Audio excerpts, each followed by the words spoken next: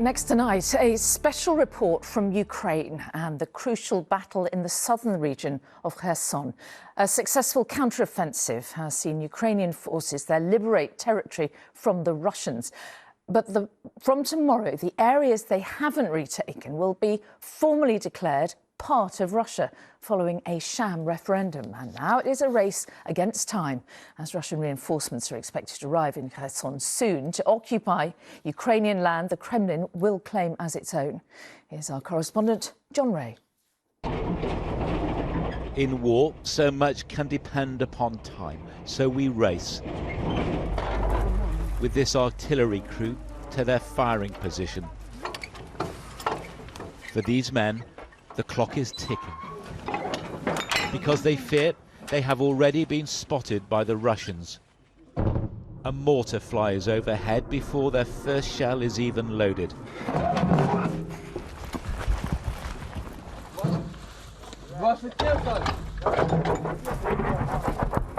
Another anxious glance to the skies.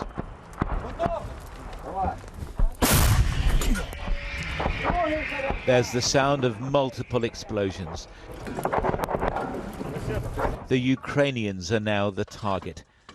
Just seconds left for one more shot at the Russian lines to try to silence the incoming fire. On this front line, this is a battle being fought by conventional means to conventional rules, which means at the moment these Ukrainians believe that when it comes to men, motivation and ammunition, they have a decisive edge. But that moment might be as fleeting as this morning's mission.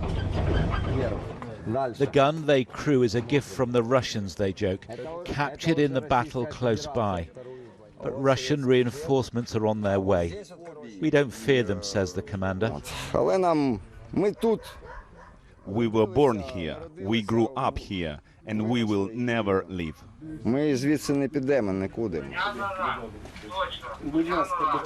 The view from the front line looks down to the land Russia will soon declare its own by right. A rigged referendum, a result recognized nowhere but the Kremlin, that risks escalating the war.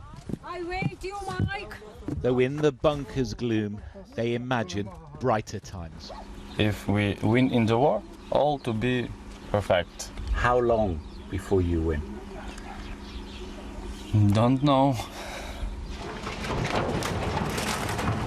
Vladimir Putin threatens nuclear vengeance on anything that stands in his way. But look at the scale of devastation he can already inflict. In the city of Dnipro overnight, a missile strike timed to the moment a family slept. Ludmila tells us her nephew's wife, daughter, and 2 children have been killed. They are all dead. Their bodies were blown across the street. How is this possible? Let Putin be cursed. He's no human being. A president willing to do anything to avoid defeat, and an army determined to stop him. For one side, time must eventually run out. John Ray, ITV News, Southern Ukraine. And John is in Dnipro for us tonight. John, how significant do you think will Russia's expected annexation actually be tomorrow?